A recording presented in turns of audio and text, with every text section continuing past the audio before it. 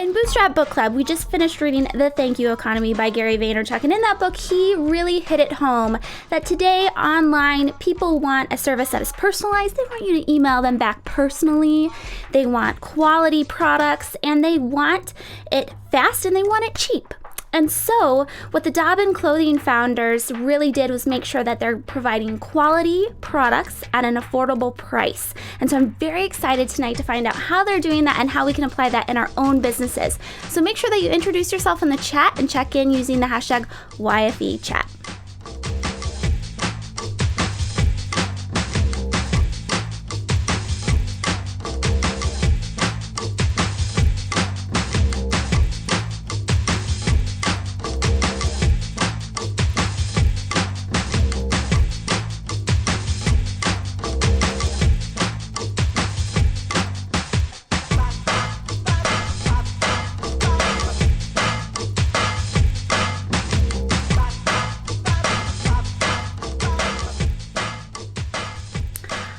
You're watching the weekly live show, YFE Chat Live, every Thursday night at 6 p.m. Pacific, 9 Eastern here on YFElive.com. I'm your host tonight, Jennifer Dono. You can tweet me at Jennifer Dono. And our guests, like I was mentioning, are Dobbin Clothing founders. And this is for episode 87. Very excited for tonight. Tonight's episode is brought to you by Ovaleye TV. Ovaleye believes in building community through shared experiences. We produce professional live webcasts that bring tribes together. And by MailChimp. MailChimp is the best way to design, send, and share email newsletters. You can get started today at MailChimp.com for free. And don't forget to sign up for our MailChimp mailing list. It's not from MailChimp. We use MailChimp. It's from YFE. You can sign up at yfe.me/mailed it. And there you can find out the latest about what's going on at YFE. And there's always something happening at Young Female Entrepreneurs. And so one of the things that is happening is the Bootstrap Book Club, like I mentioned in our opening. We just finished the Thank You Economy, and we're going to bring in our past host for the Bootstrap Book Club, Stacey Harris, at the Stacey Harris. She's phenomenal. I absolutely love Stacey, so let's bring her on in just a minute. And so what we did recently was we voted on what book we'd like to have next. And I'm so excited for tonight's guests, the founders of Dobbin Clothing, because our book is actually about the power of glamour. And so hopefully we'll talk to them a little bit about how or if they use the power of glamour within their business and in their marketing. But very excited. And for everyone that's listening now, we're actually going to get started next week. And I want to know from you guys, is it Tuesday and Friday question posting time a good trial? Because I want to try a question going out on Friday. I'm going to try a question going out on Tuesday versus the Saturday. Stacey, what do you think about that? I like that. I think that it doesn't. The nice thing is you can answer the previous questions too. I think a good thing to remember when you're jumping in and answering the questions is that you don't have to answer just the one pinned to the top. Answer all of them. I like Jump that. in. I just felt like on Saturdays the question would get lost sometimes, you get started in your weekend, and so we'll just try it out. I like the posting schedule of Tuesdays and Saturdays, and understood that some people work full time, so a weekend piece is there. Anyway, just thought amidst kids' photos, we'll put it on Friday. So Stacey, I wanted to thank you personally so much for hosting. I have it here totally crazy. I wanted to thank you for hosting the Thank You Economy. I thought you did such an amazing job. You're definitely now, I think everyone definitely realizes that you are the social media rock star, that you are hit the mic. Thank you. That's so sweet. You're very responsive, and you're a great role model as far as the book club goes and how to respond to people, which we'll hopefully talk to Dobbin Clothing about. Thank you. I love doing it. I had a really good time. I'm super excited because Gary Vaynerchuk is actually coming to Phoenix to do a book signing for his new book. So I will be there on December 5th, and I will be tweeting and sending you guys pictures and videos and all sorts of fun stuff. So I'm really excited, and I was on his birthday spreecast this morning and gave him a little shout out from YFE. So yeah, it's super fun. Oh, how cool. All right, Stacey. Well, thank you again for hosting. People have emailed me and said how much they love you for hosting. And I think it's going to confuse people if you don't host next time. But I haven't read the book yet, so and for I whatever would not reason, be a very good host. No, here's it's the on thing. My Kindle waiting for me. Here's the thing.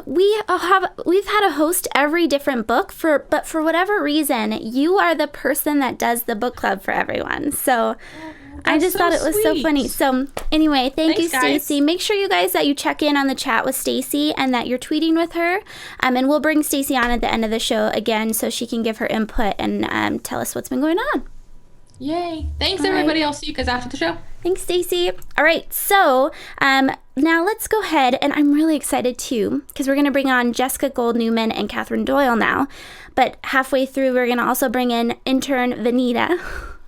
I'm so excited. She's so sweet, and she's very, she has a lot of big dreams, and so she's going to ask them a couple questions as well. So before we do that, let's go ahead and welcome in Dobbin Clothing, a chic and tailored wardrobe staples in the best Italian stretch fabrics, 100% made in the USA, all for under $200. So Jessica Gold Newman and Catherine Doyle, thank you so much for being on the show. So excited to have you here. Oh, we're fixing the audio. Okay. You guys couldn't hear me, but we just introduced you. I still can't hear them. We're working on the soundboard. There we go. All right, ladies, thank you so much for being on the show tonight. Thank you Thank you for having us. All right, so tell us a little bit about Dobbin Clothing. Your story is prominently placed on your website, but let's talk a little bit about how you met and what your previous experience was before actually founding your own startup. Well, we met when we were both working at Liz Lang Maternity. I worked as a design director and Jessica was the head of marketing, and we found that we just had very similar tastes. We both loved vintage fashion. We loved traveling to Paris, literature, things like that. So we just became friends very quickly.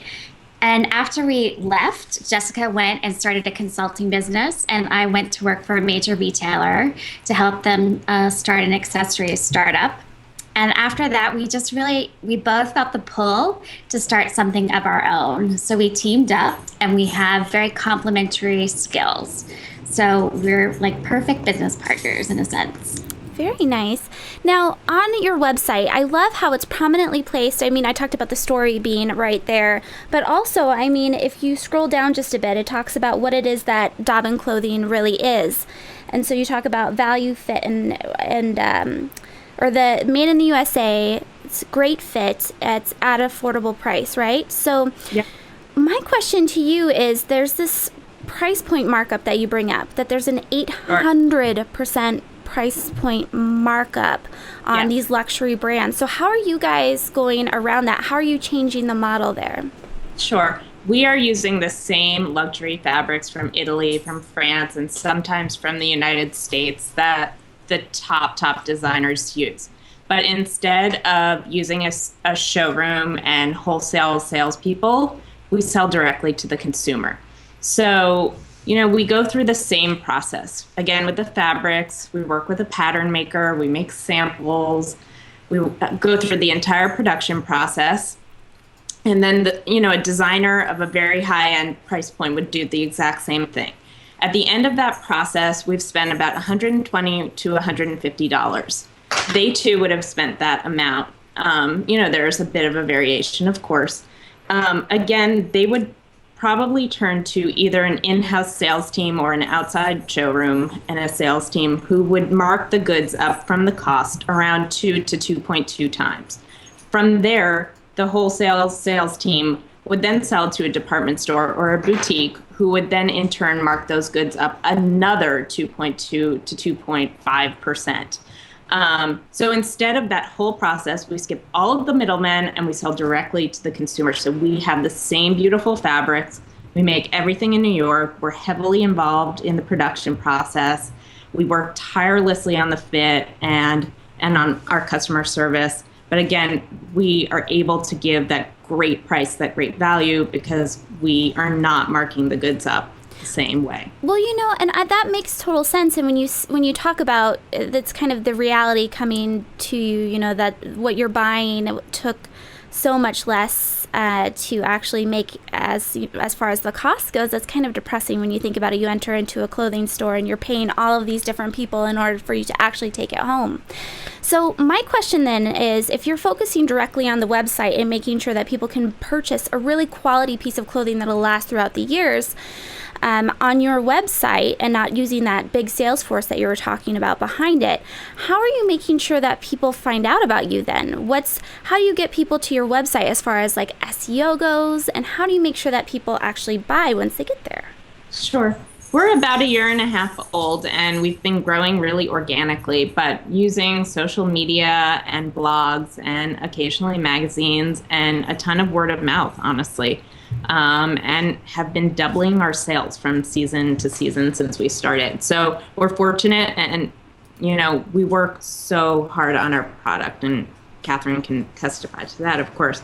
But, we're lucky. Our return rate, and we'll talk about that later, is really low, but we're just using pretty traditional sources of traffic and marketing so far. So more organic, more bloggers talking about you. Yeah, Exactly. It's very word of mouth, organics. We're taking it very slowly. carefully. That makes a lot of sense. A lot of people actually, we had a guest last week that has products out in Whole Foods in the, the Southwest region for Whole Foods. So California, Nevada, and a few other states. And she was explaining that she hasn't done a whole lot of social media because just being in Whole Foods there, they sell out right away. And she said, we have to be very careful and make sure that we're managing our brand and we're handling demand carefully too. Exactly. So I think that makes a lot of sense. Now, under the $200 price point piece that you talk about on your website, why is that $200 price point so important to you? Well, we feel that $200 creates such a value and a great investment piece for our consumers. Most dresses in the marketplace at this point are anywhere from $300 to $500 if you go to a department store. And you could easily, even if you go to a fast fashion retailer at Zara or H&M, spend easily $200 on a couple of items. So we feel like we're offering a really high quality, well-fitting item for $200. Well, and one of the things that's interesting to me on your website, apart from the $200 that really stood out to me, the fact that that's an important price point to you, is that your fit models are size 8s. Now, I'm not too familiar with the fashion industry, but a size 8 seems like the average woman. And when I go shopping for clothing, I look at the people on the mannequins, and I think, wow, that looks so cute on them. And then I put it on, and I look super frumpy and disgusting. So I love that. I mean, size 8, I looked at your site and at first I thought, okay, they're going after a niche audience here, the professional woman that needs this nice piece. But at the same time, you think about it a little bit further. You're one of the only people that really is designing for the average female, professional, modern, fresh, young woman, essentially. So as far as the size 8, I mean, what was the thinking behind that? And do you see that as being the norm in the future? We definitely do. I mean, a size 8 is the median size of our range. We do from 0 to size 16. So we feel that at a size 8, we can accurately grade up our garments, and we can accurately grade down. So we could have a better fitting garment. Unfortunately, for us, the hard part is the average size in America is a 14. Whereas a lot of like you were saying, the mannequins, you go to a store, you're seeing a size 4. So we're trying to hit sort of that middle point. That makes sense. I don't know why more people do that. Is that just because when you look at the mannequin, a size 4 sells faster than a size 8? I mean, why is that? There are probably a multitude of reasons, but, marketing and It's mostly marketing, and people think something smaller looks probably cuter. Well, and it sounds like, I mean, we talked about Lululemon this morning with YFE and, the different things that they're going through, but the founder he brought it back to the company culture and what they built around the brand and how it's much more than just a yoga pant. It's the culture behind it. And I feel like your company is, and I don't want to compare you to Lululemon, especially with what's going on right now, but you have a similar thing going where it's the culture behind the brand, the idea, the beliefs behind the brand, your why, and the whole idea that size 8, while, conventionally a size 4 fit model might have sold on the mannequin faster, a size 8 is actually what people are buying. So, I mean, there's so many different things around that I really like, the fact that you guys do that. And before we bring Vanita on to ask a couple questions, I wanted to get to the return policy. So on your website, people can purchase something, try it on, kind of like Zappos. If it doesn't fit perfectly or they're not happy with it for whatever reason, you've paid for their return as well. So, I mean, that to me sounds like a logistical nightmare. So, and I'm sure you ladies have taken care of it. So what does your back end of the website look like? How does that process happen? We have a Magento backend, and we also use Ready Returns, but everything is fairly personal. When somebody orders something, we usually review their order and look at, the items they've ordered and the kind of fit they're looking for. We occasionally contact them. I sometimes suggest a smaller size or a different silhouette. We send personal notes to all of our customers. We really work with them one-on-one to try to ensure that they get what they want in a fast way, in a seamless way. And if they need to return, in an equally seamless way, that they can return and get their refund as soon as that box hits us. So far it's gone pretty well. Of course, there are always bumps in the road because we're a startup, but we try extra hard to have our service be sort of, what people remember about customer service, really like warm and personal, and that you understand the brand behind what you're ordering, and it's not just this cold, like you receive something in a plastic bag and it's like that's what you get, and if it works, it works. If it doesn't work, it doesn't work. We sort of want our customers to have a relationship with us. It's funny that you said that your brand is warm, because that's exactly what I thought of it too, warm. Especially looking through your blog and the types of things you share, I really connected with what you were talking about and thought that whoever's handling your social media is doing a really good job of reflecting that warmth and the professional young female. Now, as far as you mentioned really fast, because I don't run at a retail business, but what is Ready Ship? Is that what you said? Ready Shipper, yeah, and Ready Returns. That's what we use for returns. Okay, and what is that? It's a back-end system that's how customers can just go on and put in their order number, and they can set up a label to get their package headed so right back. It's a software as a service type piece that you subscribe to, so anyone could get that. Very cool. Yeah, I had no idea about that kind of thing, so that's great. So let's bring on Vanita. She's going to come on just a moment, and Vanita is the YFE intern, and she is interested in starting a restaurant, and she's also interested in fashion. So let's bring on Vanita. Great. Okay. Oh, just a moment. We're waiting. So in the meantime, there's people on the chat that are talking about your brand, and it's been fun to listen to what everyone has to say. At Ubren, who was actually my co-host this morning, says she likes the warm reference. If you look through Ubren, Ursula, if you look through their brand, you'll see that it really is exactly what, as they say, warm. So Vanita's on. Let's go ahead and hear what Vanita's questions are for you. So go ahead, Vanita. Okay, hey, my first question is, what are some steps to starting my own business? Well, I know that the way that we started, we created a business plan. That was our very first step. And we had a lot of meetings and discussed it and talked about what we really wanted this brand to represent and how we were going to make this brand different than what already exists. So I think that's a really great first starting point. I agree. Okay, and my last question is, who's your inspiration?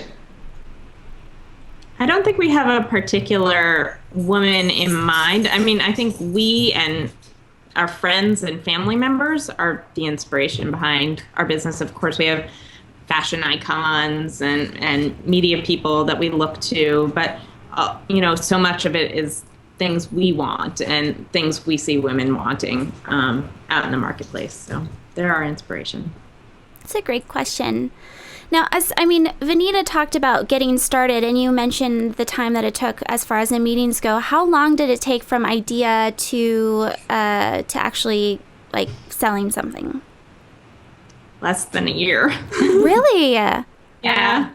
Wow. See, we were just talking about this the other day in YFE, and most people were saying 3 to 4 years, or like the idea was around in their head. When you were both working at Liz Lang, did you ever think one day we're going to start a company together? Probably a little bit. We talked about it on and off, but never seriously. We didn't seriously start talking about this until 2 years ago. Yeah, 2 years ago. Yeah.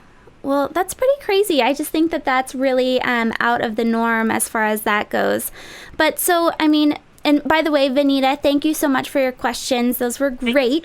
Thank you. Vanita's fantastic. Hopefully you guys can all follow her, Vanita Aspen. All right, so before we let you go, because I have a few more questions to ask you as far as going back into the Gary Vaynerchuk thank you economy theme and the idea that you are personal, real-life people emailing back and answering questions. What type of sales force, or, I mean, we're talking about, you know, the different distributors that goes into fashion. What size of a team is behind you that's doing the fulfillment, that's answering emails? We're tiny. It's under 5 people, honestly. We're able to baby our customers, probably because we have such a small team so far. But like Catherine mentioned before, we're growing very carefully and very organically. So right now, I think that we'll end up in the very near future training and hiring more sales staff to help us with that end of the business. But right now, because we have such a great control of the quality of our care, we're trying to do as much of it as possible ourselves. Yeah. Now, as far as, you know, quality control you're talking about, we're entering into the holiday season, which I'm assuming is definitely going to be a boost in your business. And so as far as quality control goes and emails and support and Twitter, I mean, we just saw the big fiasco with JP Morgan today. What are some best practices as far as responding to customers who have concerns or maybe questions, that type of a thing? I think it's just a continuation of how we treat our customers on a daily basis. You know, we respond to their emails promptly. We try to help them as much as possible. It's sort of those old school values that we try to continue just every day. Very nice. Well, and so on the same line, as far as social media goes, you talked about being on organic growth spurt, where people are just naturally talking about you taking pictures. And I've seen on your Facebook page that you've shared people who have like little selfies of them wearing your clothes. What sites have converted best for you? So is it Facebook? I mean, we've talked to people that Crispy Bikinis out of Southern California, they sell handmade custom bikinis, beautiful. And they said one of the best sites that have converted for them is Instagram. They put something up on Instagram and they sell tons of it the next day. So what social media site has really worked for the two of you? Facebook, honestly, and it actually came as a surprise, but it's been a community for our customers. We do some Facebook advertising, so it brings in new people. But when those selfies go up, even you might have noticed someone posted some from a blog last night. Another customer said, "Oh wow, I'm actually wearing the same outfit right now, you know, that you're wearing in those pictures." So they love all the articles that we post and the pictures, and that's really been our social media place that's worked. We do have Twitter, we have Instagram, we have Pinterest, and we keep all those things going. But our special social media hub is Facebook for sure. I've heard a lot of people say that Facebook, that they spend all of their time on Facebook because they said if you look around at a coffee shop or if you're waiting in line for groceries, you look into the person next to you and they're on Facebook on their phone. So they said it's just a natural translation of, you know, you see that's where people are. They always have it open, same as kind of like the email. So Ursula, she's saying that she loves that you answer your own emails and that you really get to understand your customer that way. So that's the flip side of that, you know, you have that quality control, but at the same time, you hear the feedback right away then, especially if you're a new company that's interested in growing. So on the idea of feedback, do you listen? I mean, people say the customer is always right, but at certain times, you know, they're not. You've got to be in control of what your product is going to look like the next season, that type of a thing. So what do you do with feedback? How much of it do you listen to and that you execute on? Well, we listen to our customers, obviously. We love feedback. That's what helps us, decide what we're going to do in the future. But we always have to maintain our own vision that we started with. So it's a balance. It's maintaining the vision and also listening to the customers. But the customers do. It's kind of that saying is true. Like the customers do always win, because that's what we're in business for, is them. To please people. Yeah. Yeah. And I hate to bring up Lululemon again, but that's exactly what we were talking about earlier. They were pushing the blame back on the customer, I felt.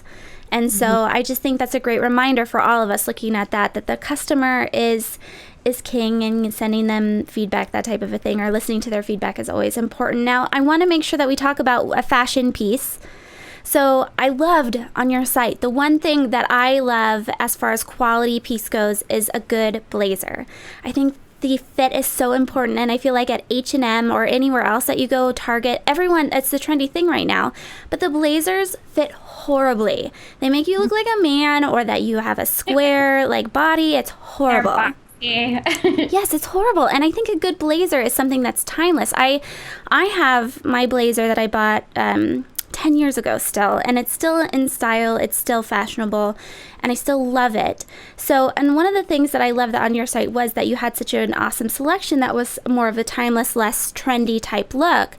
And so as far as blazers go, I wanted to get your feedback on what we should be doing with them, apart from going into like the boardroom type setting with the pantsuit on. What can you do outside of the boardroom type setting with a blazer?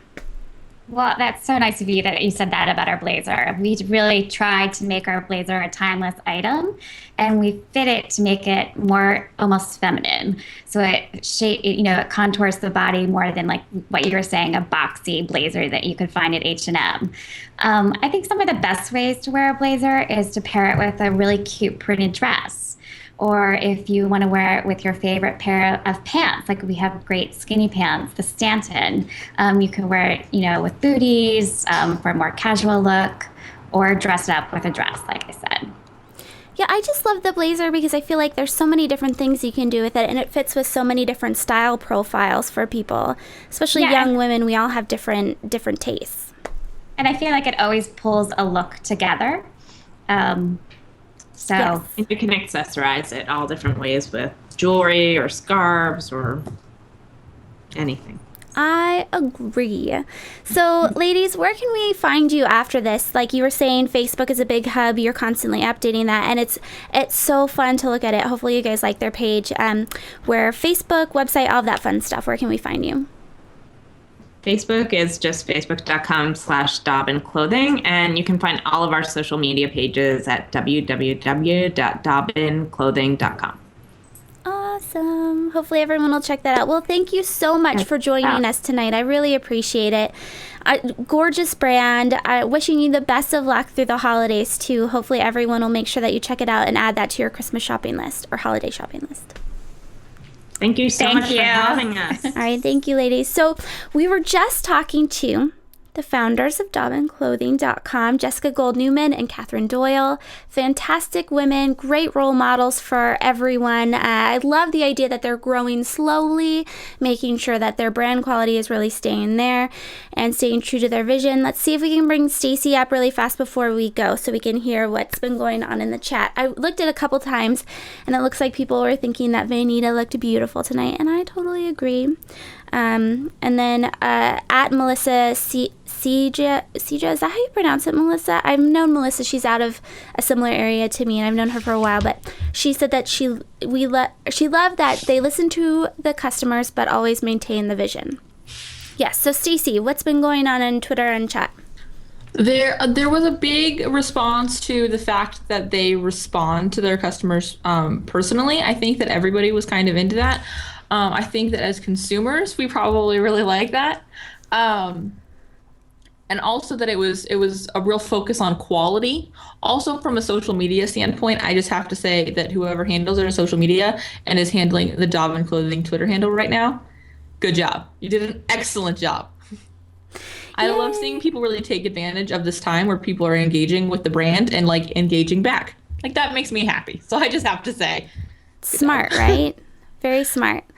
Well, Stacy, you have a lot of things happening for you right now, so I don't want to keep you too much longer, but where can people find you? Mention the the iTunes thing too. Hopefully you guys will all go and listen and rate. And I starred you and rated you today. I was so excited. Thank you. I have a podcast now. I mentioned it a little at the top of the show, but you guys can find it on iTunes. It's Hit the Mic with Stacey Harris. If you go to my website, thestaceyharris.com, there's a link to iTunes. I would love some YFE love with some ratings and some reviews. Honest feedback is always appreciated. 5 stars are never turned down. So head on over there and you guys connect with me anytime at thestaceyharris.com. Awesome. Thank you so much for joining us today and tweeting. Stacey, where can people, did you just say your Twitter handle and I wasn't listening? I'm at the Stacey Harris. Yeah, at the Stacey Harris. Thanks, it's like guys. when I talk to you, I'm like, hi, the Stacey Harris. How are you doing? Actually, a lot of people do that. It makes sense. All right, Good everyone. branding. I know we should put, instead of Stacey Harris on the lower third, we should put the Stacey Harris. She's It the would work. Stacey. People would know. Thanks Thank for you, having me. Stacey. Bye, guys. All right, everyone. So this is episode 87 of YFE Chat Live, the live show that happens every Thursday night at 6 p.m. Pacific, 9 Eastern here on YFElive.com. I'm very excited for holidays because we've got so many cool brands coming on talking about social media, about shopping, about online retail, about all sorts of cool things. So make sure that you stay tuned. Sign up for YFE.me/mailed it to find out all the fun things that are happening with YFE. Don't forget about our daily webcast that happens at 10 a.m. Pacific, 1 p.m. Eastern. Get in on the daily networking. It's a 15-minute piece, so you can just take a quick break from your work and say hi to everybody and then go on with your day. So thank you all so much for showing up live. Thank you to Stacey. Thank you to the founders of Dobbin Clothing. And I will see you here next Thursday, same time, same place.